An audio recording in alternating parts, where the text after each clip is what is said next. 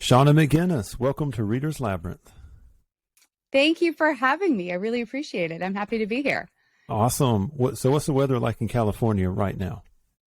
Okay, it is so gloomy and it's raining, which is great because we're in a drought. And this is my kind of weather. So it's been kind of drizzling on and off for the past couple of days. And I once had a therapist diagnose me as reverse affective seasonal disorder. So if you know about affective seasonal disorder, yes. It's when people get depressed in this gloomy weather. Well, I'm the reverse. So I love it. I'm like coming alive right now and everybody else is kind of hunkered down. So not very California out here. That's awesome. So I was listening to a podcast about that, and they were kind of breaking down like the cognitive processes that happen in the human brain. And I think at the very end of this podcast, and they said, but there is a teeny tiny segment of the population, they love the gloomy weather. And they were talking, and at That's the very, me. oh yeah. And at the very top of this were people who had a creative streak to them, is what it is. They had a real strong spark to them. Oh yeah, it is. Oh, thanks for my next rabbit hole. I'll be checking that out. That makes sense. I am a rabbit hole addict. Trust me. I fall down them every single day. I love it. Well, Awesome. So I have a question for you, Shauna. And this, Sure. So this kind of came up when I was doing research, in preparation for the interview. But I noticed that you describe yourself as a reluctant California girl. Where did you come from originally? I am a California girl, but I think that we covered this. I do not like the sunshine and the, palm trees and sunny days and all this. I love the gloom. So people have told me that, I should move to Ireland or Scotland or even Seattle, somewhere or Alaska, where it's gloomy. Or Alaska. Or There's Alaska. a bunch of weird paranormal stuff happening up there in Alaska, I think. Oh, yeah. I have a writer friend living in Alaska, and she sends pictures that are like, No oh, my way. gosh, that's Yeah. where I need to be. Yeah. Oh, I love Awesome. it. Absolutely love it. That is so cool. So I discovered that you have a very, very strong creative streak, which would make sense. You love the gloomy weather. If it's raining outside, I'm sure that will start firing off the engines of your imagination. Can totally see that. And I've noticed that you have composed and performed some original music. You have and I got this off of a blog post, and I cannot remember the name of it, but he was looking for some original music. Yeah, David Boyles. He's a fantastic horror writer and has a great blog. He's very into dark things and had posted online, I'm looking for someone to play a witch and to do some original music as this witch. And I raised my hand, and pretty soon, next thing I know, I'm doing this pandemic in my closet studio situation. And I'm making up this music and singing it. It was so funny. Oh, That's awesome. No! Do you hear I love that?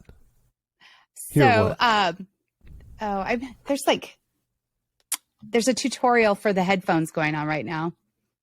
I'm not picking up anything on my end. Oh, okay. I'm going to ignore it and keep on going then. Yeah. So I find myself in my closet singing this almost like Renaissance music. And he said, can you compose your own song? And I'm like, well, heck, why not? I'm bored. So I'm in there doing this music. And the next thing I know, I'm playing like 3 different characters, and and it was published. It was great. Well, that's pretty cool. I love that. Now, I'm really interested in the jewelry that you do, some steampunk kind of stuff, and you'll take some jewelry and you'll rework it, do all kind of cool, crazy stuff with it. Yes. So I have people that will send me their old keys, like a key that their grandfather used for work, or a piece of jewelry that is missing something, and I will fix it. I will add gears to it and watch pieces. And if they like fairies, I'll add fairies. If they like bats, I'll add bats and turn it into any kind of jewelry they like. I'll do like a hat pin or a necklace and earrings, and try to make it sort of like a little bit magical, but something that they have that has meaning. Well, I think that's incredible. Is there a certain kind of style that you just kind of started with when you were doing this, like from the Victorian period, or? So, I feel like that's my place. I feel like I belong in a little Victorian house somewhere. And instead, I live in a big townhome in Sunnyvale. So I have to overcompensate with my jewelry. My kids needed a Halloween costume about 10 years ago, and one of my daughters wanted to do steampunk. And so I started just buying things. And at the time, you couldn't really just go to Michael's or Joanne Fabrics and buy gears. So I was smashing these. I would go to Goodwill and get alarm clocks and come out with a mallet and smash them and then take out the pieces. So these, like, my first pieces have actual gears and springs. That's awesome. I love that. Yeah. And I'd make gadgets. So this kid had the greatest Halloween costume, and then I was hooked. So there are little pieces all over my house that are antiques from the family or that gadgets that we've made. Is there anyone else in the family that has kind of the same creative streak as you do? Because that's pretty cool. I like that. So everyone in my family has a creative streak. My husband and one of my daughters are very musical. We've got guitars hanging all over the house, and they are constantly noodling and playing. And my older daughter is a Star Wars fanfic writer. She has thousands of followers online and does these really wonderful Star Wars fanfic pieces. So what's her opinion? What's her opinion on the new the Disney Star Wars? Does she have a strong opinion one way or another?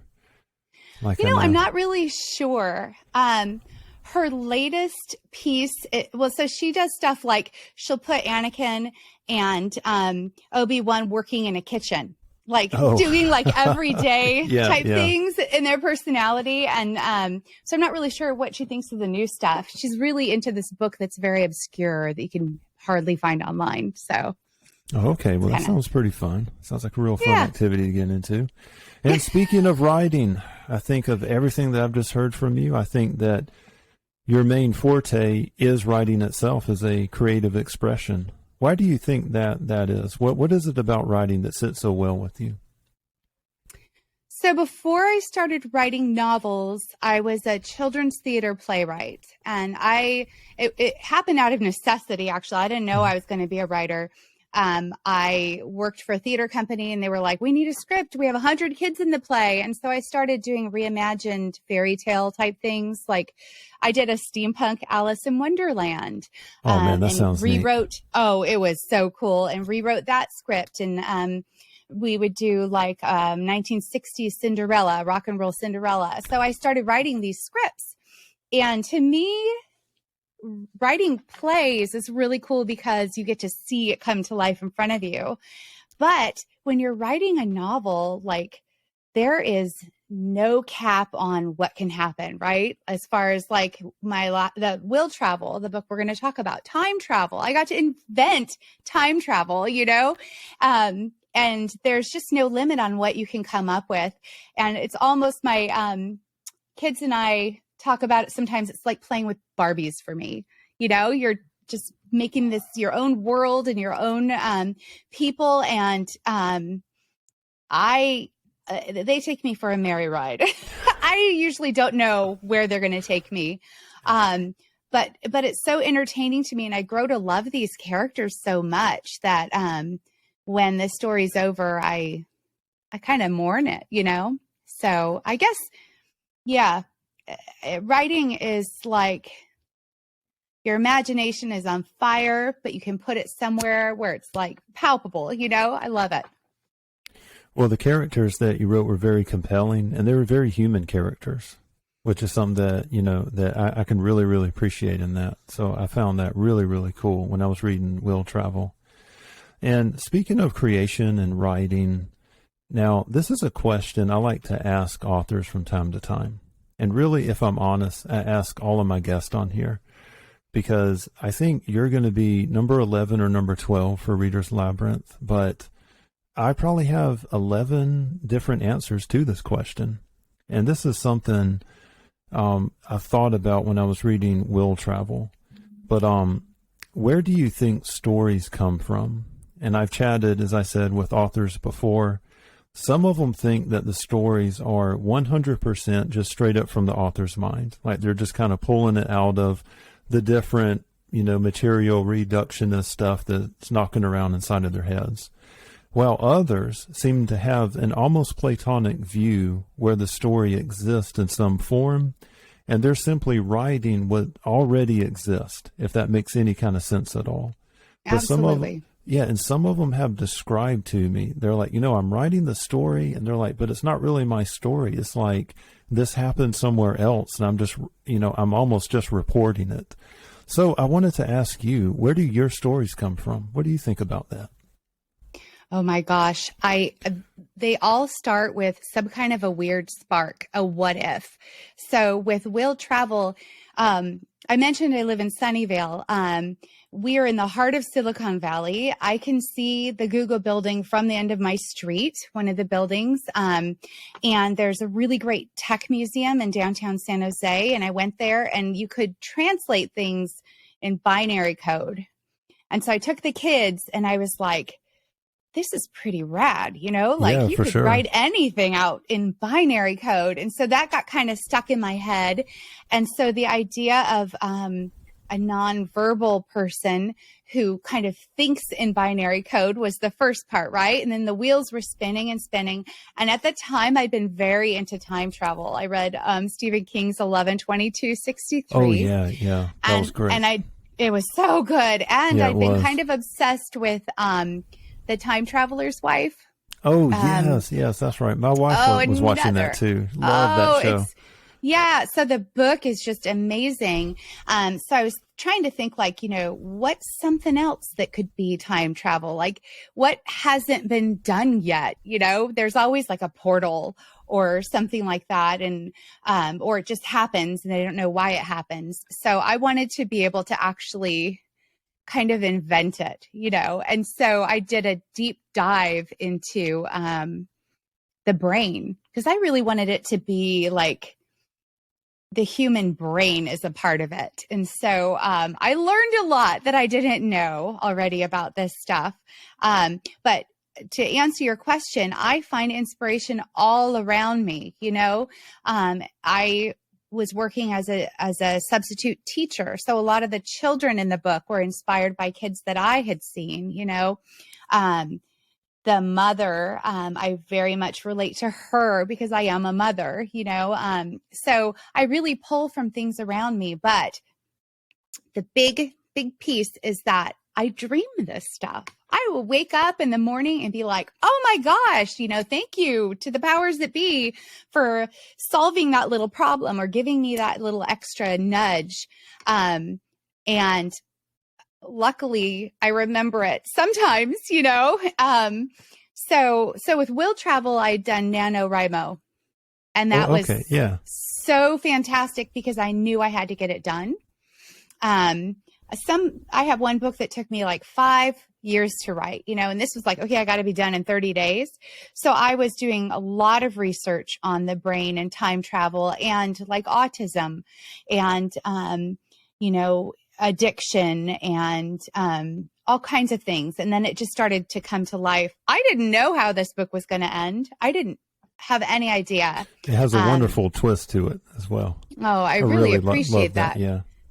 Thank you. Yeah, those twists came at me. It was almost a happy like they twist would have too. been It was happy, which I really appreciated. Thank goodness, right? Yeah. So, in the beginning of the book, the mom talks about, you're supposed to show, not tell. And I blew that one. I broke, I listed the kid's IQ, like stated it. He's a genius, right? Will is a genius. And the mom straight out says like, whoever I had a one night stand with must have been a genius because it wasn't me. She's like, discounts herself so heavily. And, spoiler alert, in the end, it turns out that she's the one that potentially saves the world. So, and I did not know that was going to happen. It surprised me as much as it surprised you. And Will Travel, it's a book that could have been very, very dark. And what I liked about what you did in there is you were able to take the characters to a dark place and then lead them out. Like it seems like everyone, had something about their personality that if they let it take hold of themselves, then it could just lead to one disaster after another. Whether it's Will, his inability to really kind of connect with the world around him, like his mind is always in this esoteric realm, but his mother is there to kind of act as a counterweight to it. And then, whenever Andrea is dealing with her alcoholism, she kind of manages to, to best that beast. And the struggle of it kind of, it brings her back from the darkness. Whereas it seems like a lot of writers now, it's a race to the bottom. How low can I take my characters? I've noticed that too. Yeah. Let's drag them down to where it's, it's 1984 and you're in the interrogation room with Winston and O'Brien. Just the most darkest, no hope in the world at all. But what I liked about it is that, sure, things got really, really dark, which this is the book, guys, right here. You see it? And I would like the viewers to know that there will be a link in the show notes where you can go and click and purchase a copy, as well as a link to all of Shauna's, her website and everything that she has available for us on Amazon. But I appreciate that. Thank you so much. Well, I certainly appreciate the work. And as I was saying before, whenever I was reading it, I guess I kind of have PTSD from some of the authors. I'm like, someone is fixing to get it, or they're going to make a choice morally that it's almost like they cross the event horizon and there's no coming back from it. But your story has a lot of hope in it, and there's a lot of redemption in it. And it's a cool premise. The idea of the serum, which I'm not trying to give out, any kind of spoiler alerts, but I think the questions will start to kind of, draw us into it. But we're going to get into it. I think I'm going to move on to the next question before I fall down another rabbit hole and I just ramble. So that can certainly happen to me. So my next question was, where did the idea for Will Travel come from? However, I think we've already crossed over that pond so far, so we can just jump to the edge, which is totally cool. I love that. Now, one thing that I would like for the readers to know is that Will Travel is told from multiple perspectives. And I love stories that are like that, where you can have, a character's point of view of an event, kind of like from a different standpoint. But when I was reading Will Travel, I kept thinking to myself, Shauna, how did she keep all this straight? Is there a room in her house with all these posters and there's like an outline? Are there cards everywhere? How did you do it? So, there was definitely a Google Doc. I figured there had to be something, yeah. And by the very end, I was like so confused sometimes, because the problem with writing about time travel is the time-space continuum, right? Like one little thing, the butterfly effect, if you will, one little thing happens and it affects everything. So there were a couple of little side plots that I had to just erase because something happened that made it that it couldn't exist, And towards the end, there's a lot of back and forth. And luckily, I had some really great beta readers who were able to catch a couple of things too. But definitely a Google Doc. I was back and forth, man. Very important. Oh my gosh! And then I print out, or my editor prints out a copy to edit it. She physically does it, and it was a lot of help that way too. Like seeing it in front of you and using a highlighter and a marker, doing it old school was very helpful. So that is pretty old school. Just to print it out and get a highlighter, go in there and write. Man, what an editor. I didn't even have a printer. I had to have her. I'm like, can you print it for me? And she puts it in a little binder. Rachel, you rock. So, so I was keeping track of it using the Google Doc. And then one thing that I love is, did you see the movie Sliding Doors with Gwyneth Paltrow? Yes, I have. Yeah. Oh, yeah. Okay. I've seen that. So that concept is so fascinating to me. And I feel like maybe that happens to us. Like, we miss the bus and then it changes everything because we didn't meet somebody on the bus, or we made the bus. We met this person who changes our life. And so I really kind of ran with that too, which gets tricky. You're talking about the different perspectives, and we've got the what if, right? Like, what if this never happened? What if that never happened? And so I had to proceed with caution. No. So we were talking about the implications of time travel. Let's jump right into it. That's right. Okay. You were on a roll. Yeah. So, you think about, like, in life, if you could have done something differently, or, you know, like I often think like, I wish my grandfather could have met my youngest child. They would have gotten along so well. But so many things would be different, right? Like we would be different people, and for better or worse, this is where we are. You know, we've learned so much. So it ain't all pretty, but I think erasing these parts of us, the implications are, you know, unimaginable. We can't imagine what would be changed. And I explore that a little bit in the book, you know, like we see what Will is like if he gets to live as a normal verbal person, and we see what he is like if when he is a nonverbal child, and the world is different, you know. And speaking about like the brain, we had talked a little bit about the brain earlier. One of the characters is schizophrenic, right? And even though time has been altered for him, little bits of what had been or what could be are stuck in there.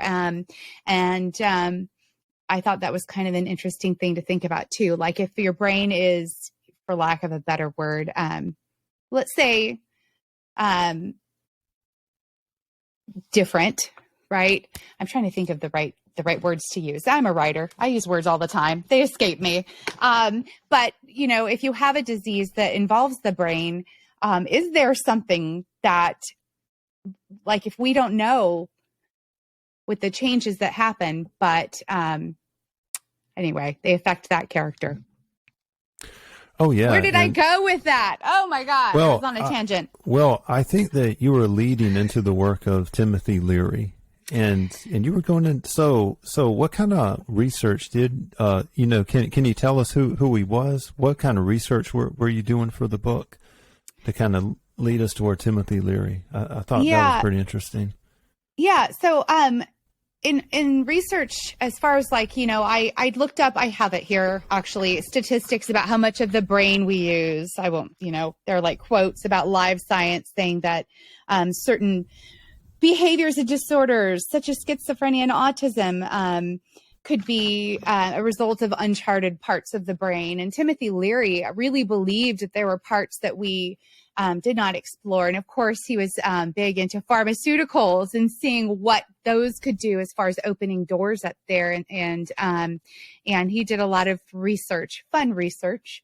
And thank goodness for the internet, right? Because I didn't start out writing a book that spoke of Timothy Leary, but once I started exploring the whole idea of the unused portions of our brain, the name popped up, right?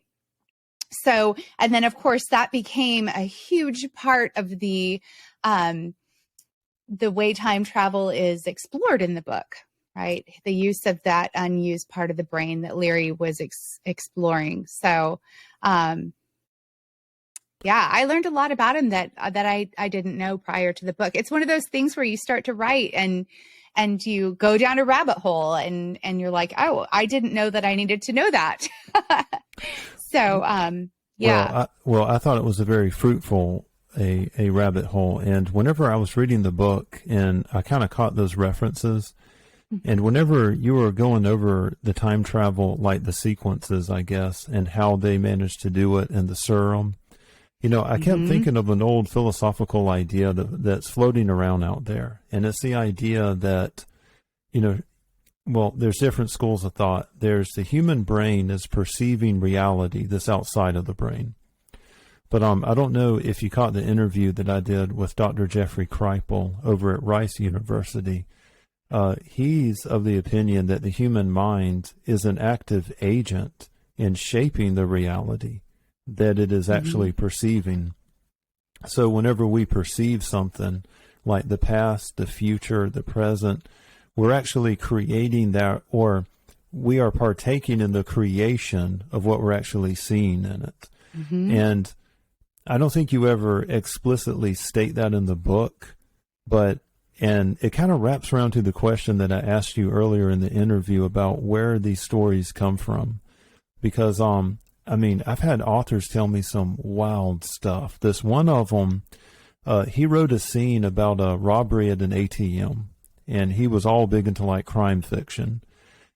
And 2 years later, he was actually robbed at an ATM that was almost exactly like the scene he had in his book, from the way his two assailants were dressed. Oh, yeah, and he has a copy of the police report and everything. If he's lying and it's a hoax, it's a damn good hoax. But, I found that there's certain writers, they have experienced some really, really strange things. And I don't know, I just kind of had like some good, some tingly feelings when I was reading your book, and I was thinking about the implications of that time travel. And it goes back to like, hey, on some kind of level, are we perceiving this greater reality around us, or are we helping to create it? And that's a great question. I was thinking a lot as I was writing it. I'd mentioned my grandfather, and my husband likes to tease me, saying that we are living in a simulation. So like if there is a really weird coincidence. Oh, yeah. So if you're living, it's huge. And he knows it bothers me because I hate to think that we're being, puppeted around. But sometimes there are things that are the coincidences are just too crazy, right? So I'll often just out of nowhere go, oh, that's because of reincarnation or something like that.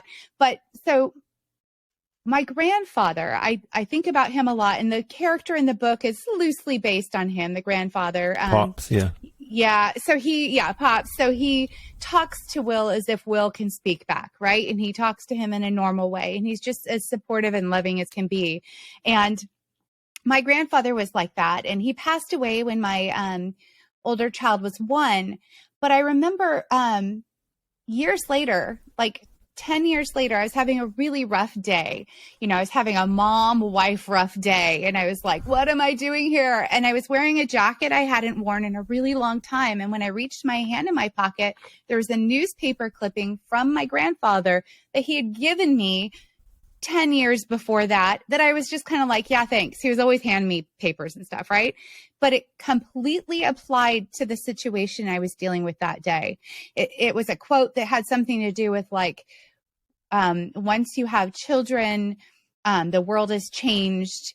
And it was crazy. It was like time travel. Like he'd come and place that in my pocket or knew I was going to need it that day. And there are, coincidences like that are just a little bit too much. You know what I mean? So, sure. So simulation theories or time travel or, any of these things sometimes to me, and that actually did inspire a lot of the story, because in Will Travel, the mom goes back and, implants something, right, that changes the course of history. And who knows, that little paper might have stopped me from, saying or doing something that I wish I hadn't. And maybe the course of history was altered from that one small thing.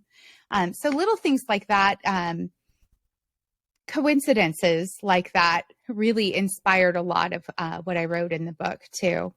Just like, Will happens to meet this friend, right? And if they hadn't been seated at the lunch table together, then a big part of the story wouldn't have happened. Little things like that, could make a huge difference. And I see those all the time. Oh, yeah. And metaphorically for his friend David is, if David's brain wasn't different. David, that's right. Yes. Much apologies to David if you are listening somewhere in the ether. That's right.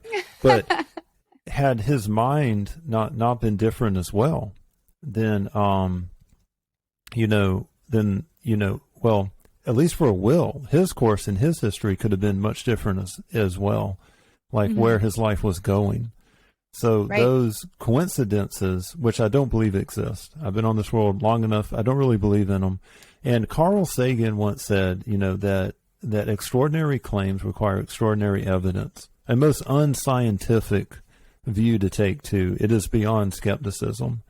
And if that's the case, why are you guys building the Large Hadron Collider then? Why did we build it? Because we had slim evidence these particles even existed. We had nothing except a bunch of math on a chalkboard. But, I think about the possibilities like life after death, the human mind surviving death. And I hear that story about your late grandfather. And there's so many things like that that I've seen in my life. I've talked to other people, and I just don't believe in coincidences anymore. I think there's an active agency. Now, I do have a small thought about the simulation hypothesis. Well, it's more of an observation.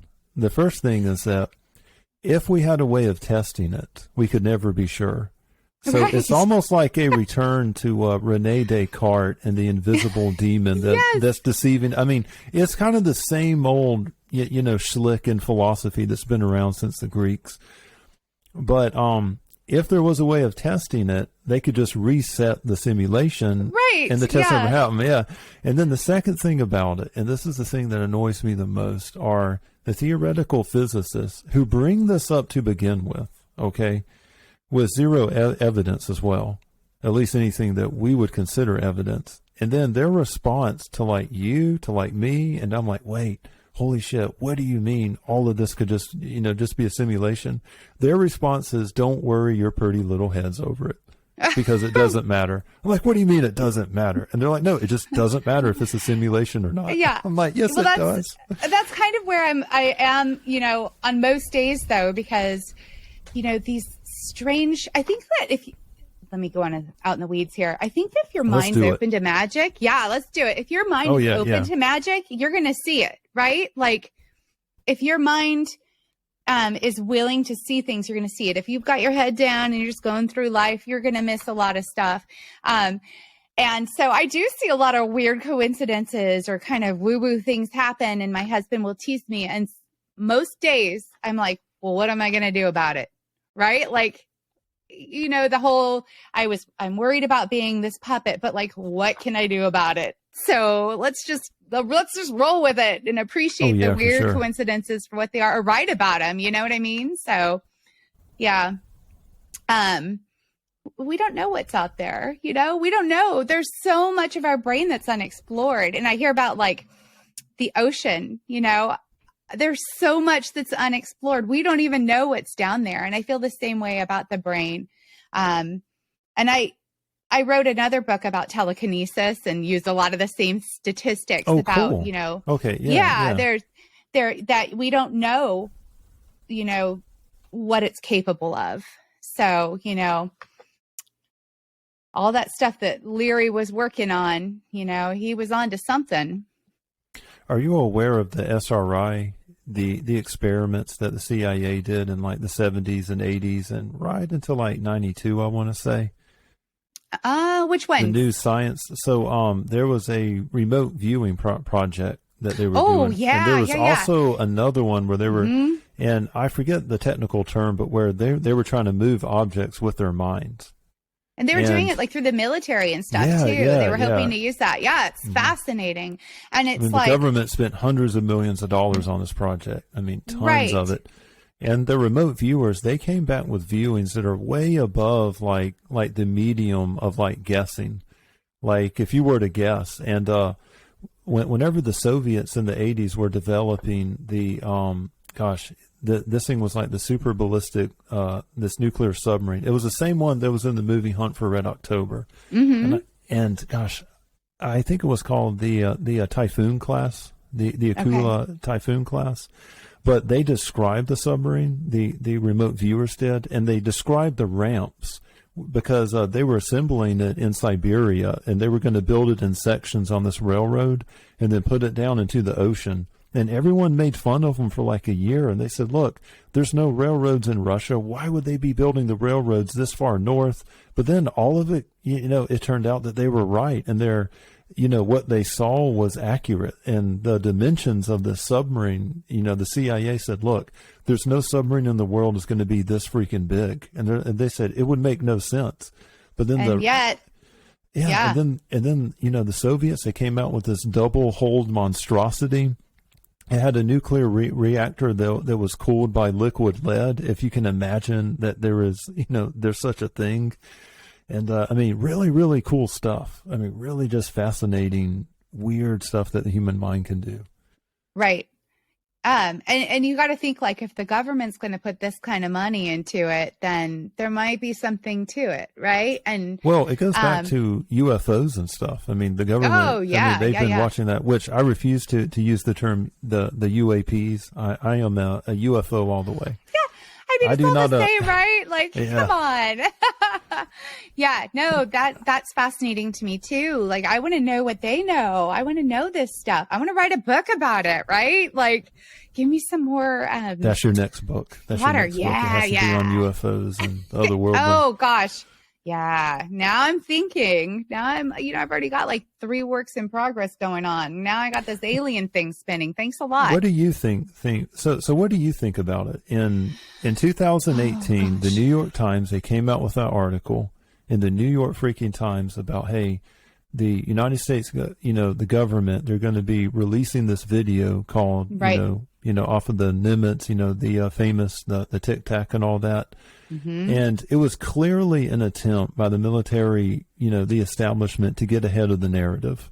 And I noticed that's when the term UAP suddenly came out, because when you think of a UAP, you don't think government, conspiracy. You don't think of retrievals. I mean, it has this new connotation, and it's like they can kind of spin the narrative a little bit more, I noticed. But all of a sudden, it was a big step. They came out with it. And right. I don't know if you follow that. Like, I mean, what do you think, the implications of it as a creative person that kind of sees, I think. So I feel like we're missing a lot of information, right? Like, oh, yeah, I don't want to sure. go all like 1950s spaceman movie about it. But really, though, there's stuff we don't know about. I mean, maybe there has been, I really believe that, there could have been some kind of a visitor, or somebody might already be here. And I talked about the ocean. I'm on this ocean kick right now, like I was telling my husband, I think the aliens live in the ocean, because they're showing these videos online of these is it octopi? Octopuses? Octopi? Octopi, I think. Yeah. Octopi, yeah, I'm pretty right. sure. Octopi. That are clearly intelligent, right? And like, who knows what they can think. And there are other animals down there we've never seen. So I'm kind of on the outer spaces in the ocean kind of kick right now. But I think that there's stuff that we don't know about. And I have to know. I want to know it. So I'll either make it up. I'll make it up. That's where the stories come from, is the stuff that we don't know about. But I believe that there's stuff out there. I mean, how egotistical to think that we're the only. Thank you. Oh my gosh. Right? Thank you. Like, yes, come on yes. now. As a species, we're not even that intelligent, right? Like, how could we be with everything that's out there? And now we're getting to see things that are even further out than we ever could before. How totally egotistical to think that our tiny little population is it, so.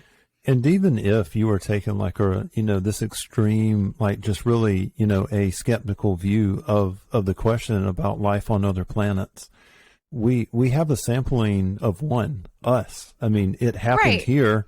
And if the universe, I mean, there's a possibility it could be infinite. And something else to think about. I don't know if you're looking at the pictures that the James Webb is sending back. Oh yeah. Those wonderful pictures, And since we're talking about a novel about time travel, we are looking into the past. We're looking into the past 100 million years ago, 1 billion years ago.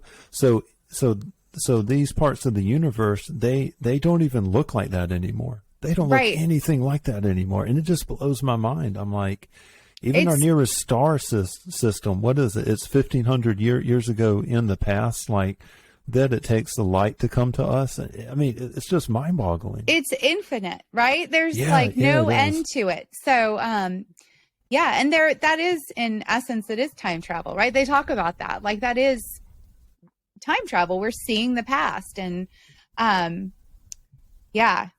just the infinite, just there's so much we don't know.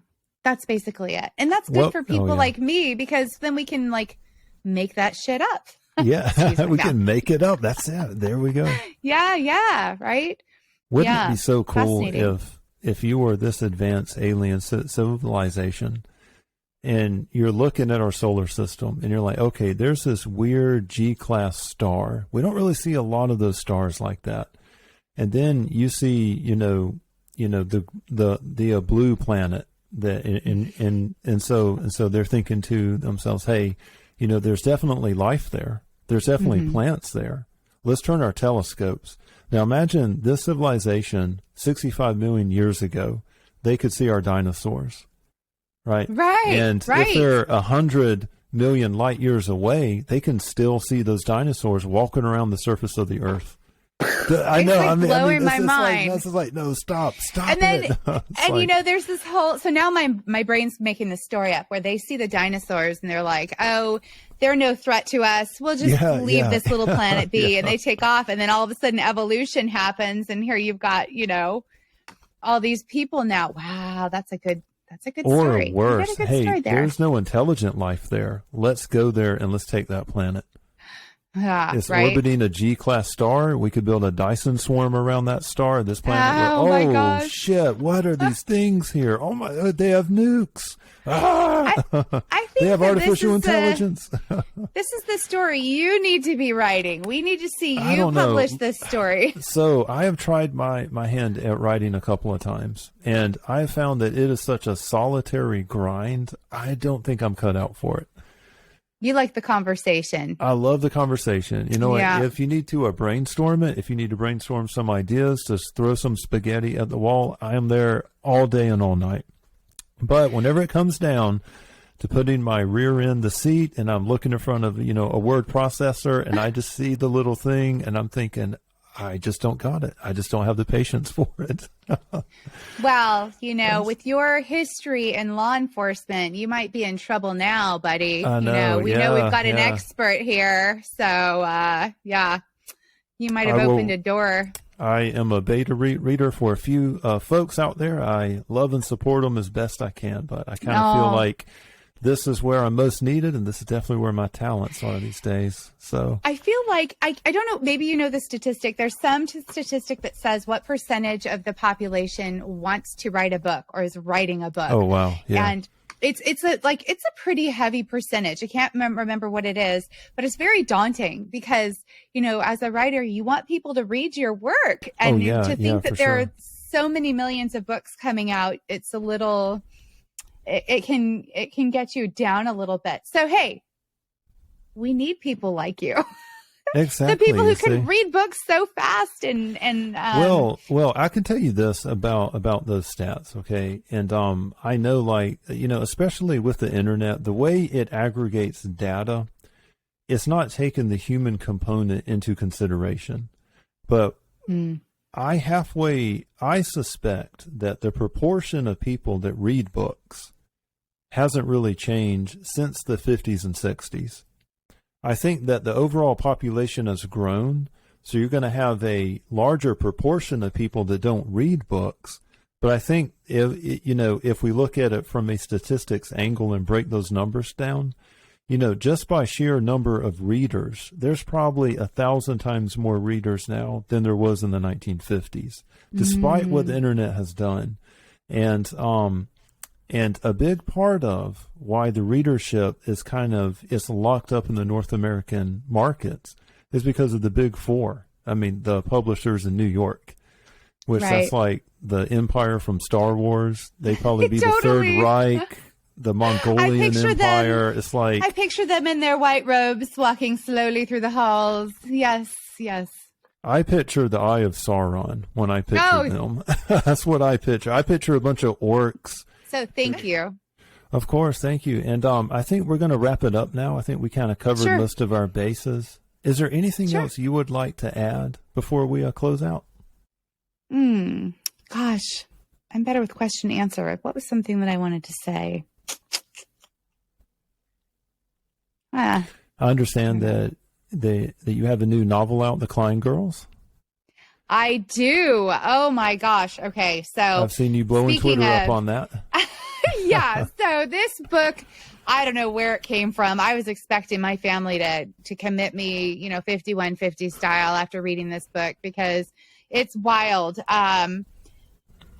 these characters just completely took over. It's got kind of a paranormal bent to it, and I've just been really lucky that the story came to me. It's about reincarnation and about family trauma, and how I heard somebody speak about generational trauma, and that's where this just took off. And I was listening to this music all last summer as I wrote it. It's very dark. It's this Mother, Oh My Heart album, and I listened to it over and over, and it became like a soundtrack. Like I could see it as a movie. And then I only have my author's copy here right now, but I have to show you the artwork because please do. This yes. author, or this artist, Susan Soss, is so amazing. I have this in my kitchen. It's huge, but she took every little bit of the story and turned it into this creepy cover that is so cool. Fantastic. So actually Black Cat Graphics turned it into the actual cover, but Susan did this art just for me, and she's fantastic, and it really embodies the story. So what I'm hearing is, if Stephen King's Carrie and V.C. Andrews' Flowers in the Attic had a creepy little baby, Klein Girls would be it. This sounds like it's right up my alley. I may have to have you on so we can talk about it.